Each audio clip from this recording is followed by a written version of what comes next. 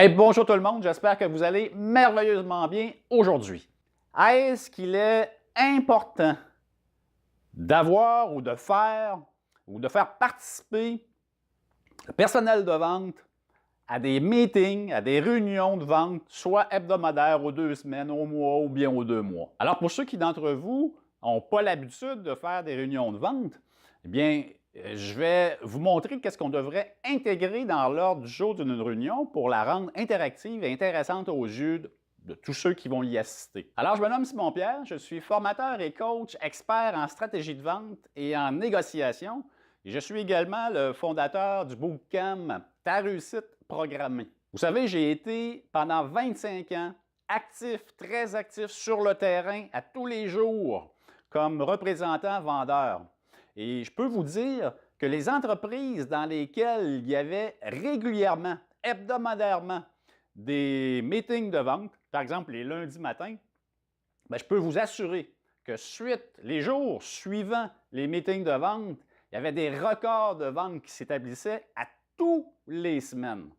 Alors, si vous mettez de côté ces réunions de vente parce que vous ne savez pas quoi y mettre, quoi y intégrer dans ces fameuses réunions, restez là parce que je vais vous donner des petits trucs. Je vais vous donner en fait une méthodologie ou plutôt une recette pour faire des meetings de vente interactifs, très motivants, qui vont stimuler les troupes, qui vont rallier les troupes alentour de votre but, du but commun ou de l'objectif principal ou de la mission de votre entreprise. Alors, quel est le besoin réel d'organiser des réunions de vente?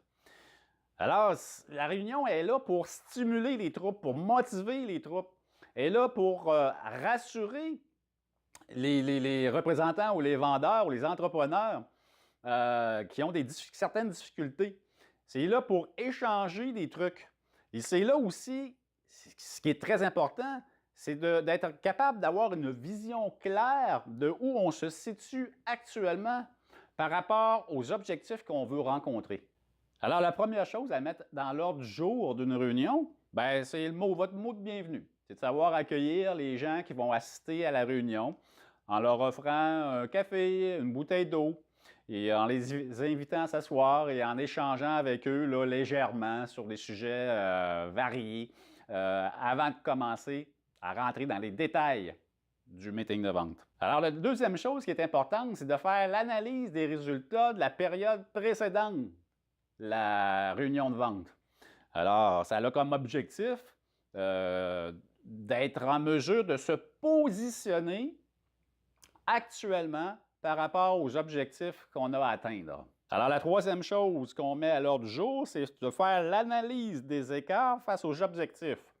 Alors, actuellement, on connaît notre positionnement actuel, on connaît nos résultats. Alors, qu'est-ce qui nous sépare entre les résultats actuels et l'atteinte de nos objectifs? Alors, le quatrième aspect qu'on doit intégrer dans l'ordre du jour, c'est de faire la recherche des causes et des correctifs à apporter. Alors, recherche de causes, si on n'a pas atteint nos objectifs, il faut savoir pourquoi on ne les a pas atteints. Et dans un deuxième volet, c'est de savoir quels correctifs on va être en mesure d'apporter pour rejoindre nos objectifs. Alors, à ce moment-là, ça devient très interactif. C'est super intéressant d'entendre les réponses, d'entendre les pensées, les réflexions de tous ceux qui participent à la réunion de vente. Alors, ça rend la chose beaucoup plus intéressante et motivante. Alors, le cinquième aspect qu'on doit rentrer dans l'ordre du jour, c'est l'amélioration des compétences. Puis là, c'est ça qui est intéressant de faire, c'est de faire un pont entre les correctifs qu'on doit apporter et l'amélioration des compétences.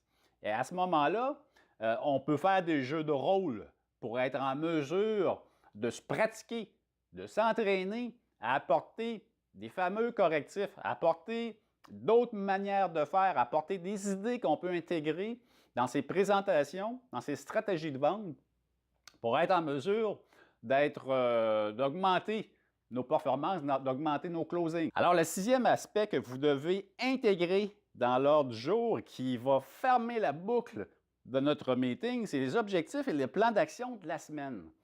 En ayant fait le pont entre les recherches des causes des correctifs et l'amélioration des compétences, qui a fait qu'on a fait participer nos équipes de vente, nos représentants, nos vendeurs à connaître ou à développer des manières de faire autres pour atteindre nos objectifs, en amenant un plan d'action pour la semaine, bien là, vous engagez votre personnel de vente à atteindre les objectifs et d'avoir une motivation et une énergie vraiment maximale. Vous savez, ce qui est extraordinaire dans les réunions de vente, c'est lorsqu'on arrive à rendre ces réunions-là participatives.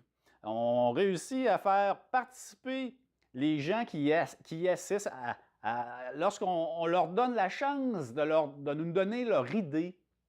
Ces gens, ça motive beaucoup les troupes, ça réunit les troupes et ça ranime la passion d'origine qui créait le feu sacré à l'intérieur de chaque individu. C'est ce qui fait en sorte qu'une fois rendu chez la clientèle, le représentant qui a encore cette flamme brûlante à l'intérieur de lui est capable de la transmettre à son prospect, à son client. Puis ce représentant-là, ce vendeur-là, cet entrepreneur-là est capable de déplacer des montagnes. Alors à tous les entrepreneurs, les travailleurs autonomes qui se retrouvent tout seuls dans leur bureau ou à leur domicile pour effectuer leurs tâches journalières, hebdomadaires, à tous les lundis matins, dès 8 heures, vous allez pouvoir assister à un meeting de vente pour lancer vos activités de la semaine de façon énergique. Alors, je vous remercie d'avoir été là, les amis. J'espère que cette vidéo vous a plu. Commentez ici sous la vidéo, pouce en l'air. Et puis, je vous dis à la prochaine. Bye bye.